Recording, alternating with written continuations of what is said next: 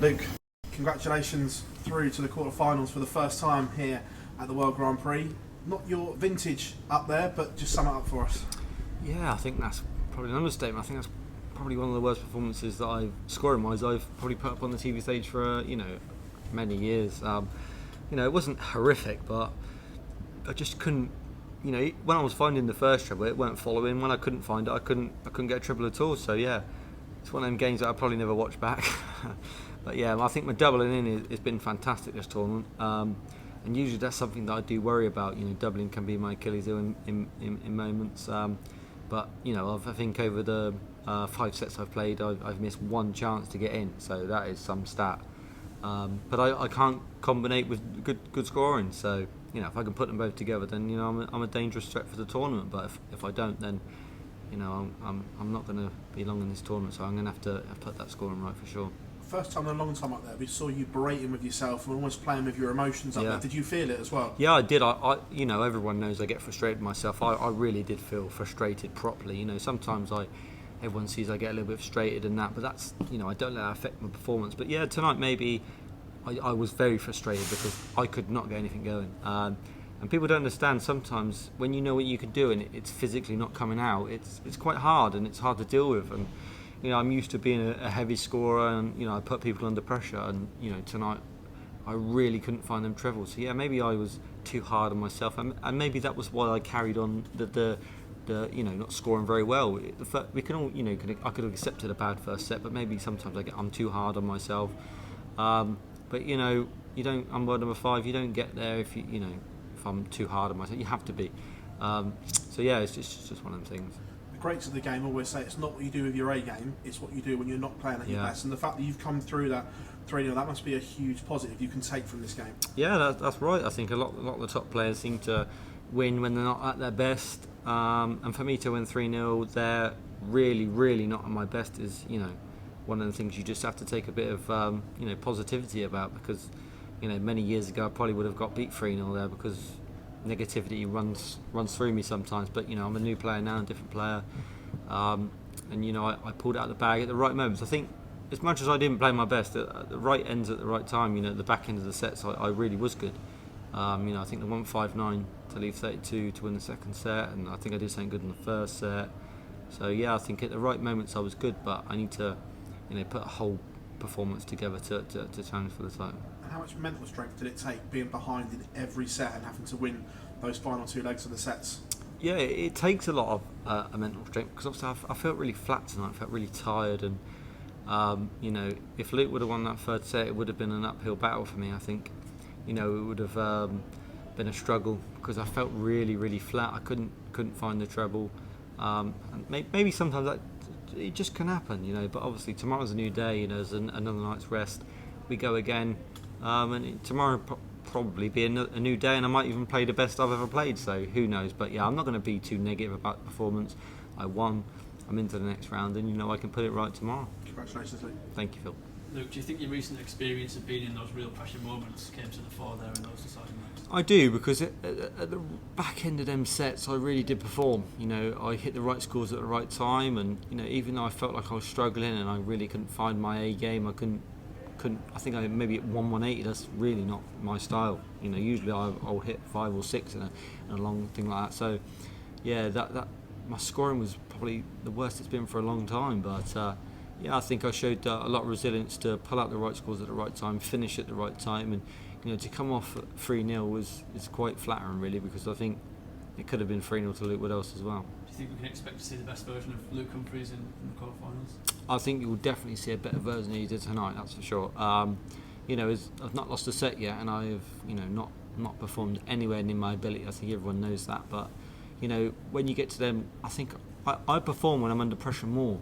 So I think next game when I got either my best mate Ryan or Peter Wright, who's one of the greatest players I've ever been, I might kick myself in the butt and be like, yeah, this is when you have to perform. No disrespect to Luke Woodhouse. Obviously I expected a tough game and I did, but when you're playing these type of players, and I know how good Ryan is and how good Peter is, you can't be messing about. So yeah, I think that might give me the kick out the butt I need in the next round to pull out my best performances. Would you like to see Ryan come through that tomorrow? I mean, of course I will, because he's not just a dart friend. He's one of my closest friends in life. So, of course, I'd want to see him win, because if I lose to him in the quarterfinals, he's in the semis and I'm not. And if I win and he loses, then he'd be happy to see me in the semis. So, obviously for us that's a dream draw. As much as it's not nice to beat each other, it just it means that one of us is going to progress, into the competition. So yeah, of course I want to see Ryan win, but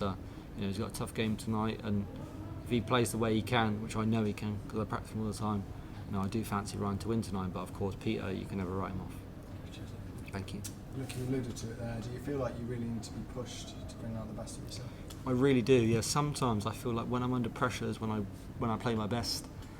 Sometimes when I can relax, that's when I play my worst. I think there's a couple of instances there where Luke didn't get in and I just couldn't hit a treble then, and then as soon as he got in I could hit a treble. I feel like sometimes sometimes you can feel like you're unlucky because everyone plays well against you, but I seem to play my best when people do play well against me.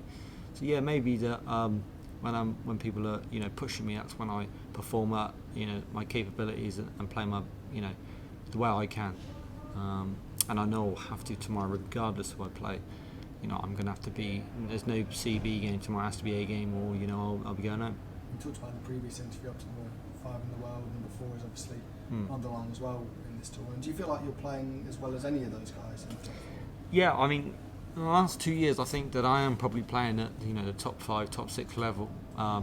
As much as sometimes I didn't believe that in myself, I feel like I am playing to that level, that I am maybe a top 8 player for sure now.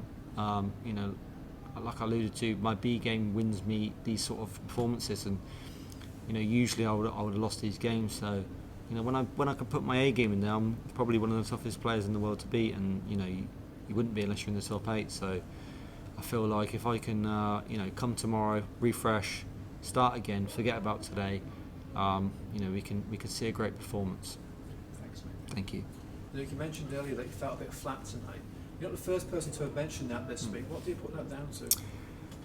I don't really know, to be honest. I think it's just one of them things that can happen. Like when it's not going your way, you can be too hard on yourself, and it just makes you flat. I think I just felt tired. Nothing can cause that. I don't think I had a bad night's sleep. I've not done anything different. You could just feel flat, and it's happened to me before up there. Happened to me in the Worlds last year. Every game I played, I felt really flat, but I was ill. Now I'm not ill, so it's nothing to do with that. But it's one of the things that can happen, and I think it's something to do with maybe if things ain't going your way, you just don't feel up for it. I tried fastening up a little bit, trying to play a bit quicker in the third set, but it didn't really change anything. It just wasn't my best performance, but I'm very flattered to win that game for him. In the next round, it could be a close friend, Ryan. So when you are playing your close friend such a big match, do you prepare differently leading up to that? Not really, no. I don't think if Ryan wins, then me and Ryan will still sit on the same table and still speak to each other like we always do. But obviously we know it's a big game, and we just won't practice with each other. Like today we practice with each other. Everything has stayed the same, but obviously we'll be on separate boards because you can't practice with the person you're playing against. It just don't feel right. But yeah, I really do hope Ryan wins because of course that's the way Ryan's playing is probably a harder game for me, but I want to see him do well. He wants to see me do well, and we want to play against each other, and we always have a good game, to be fair. So, but hopefully he can get through his game. But if it's Peter, then I know I've got a tough game as well because he's a legend of the sport, one of the greatest ever. So I can't win really. It's going to be a tough game regardless. You talked today about your world ranking back up to world number 5 now. How big of an achievement is that, considering you've not yet won a major? Yeah, I think that is probably the greatest achievement. As I've on my ranking at the moment, it's not even a major final on it. My UK Open finals disappeared. That disappeared in March. So I'm sitting at number 5 in the world without even a ranking final. I don't know if that's a good thing or a bad thing, but it will happen. I'll make a major final again. It's whether I get it over the line. But a lot of people pressure me into thinking you've got to win it now. I'll win it when when I have to. I'm not in no rush. If I do it in 6 years' time, if it's Sunday, it'll be when it'll be. I'm very lucky, very privileged to be in this sport and get to earn great money and support my family and stuff. And I just love being in this environment. It's a bit like Michael Smith in that sense, where everybody was saying it is just a matter of time now before he does get I over the can line. guarantee you, I will walk away from this sport one day being a major champion. That isn't no question. But it might not happen this year, it might happen next year, it might happen in 5 years. But it will happen one day. I just know it. I know I've got the ability to do it. I can't guarantee that it will happen, but in my own mind, I believe it will happen. But it's just a matter of time. When you win the first, you become unstoppable. And I think, Michael Smith showed that when he won that Grand Slam, he went on to lift the biggest title there is. And he's a great world champion, great world number one. And I assure you, he will win a lot more major titles. So, if I can pick up my first, then, I can see the floodgates open.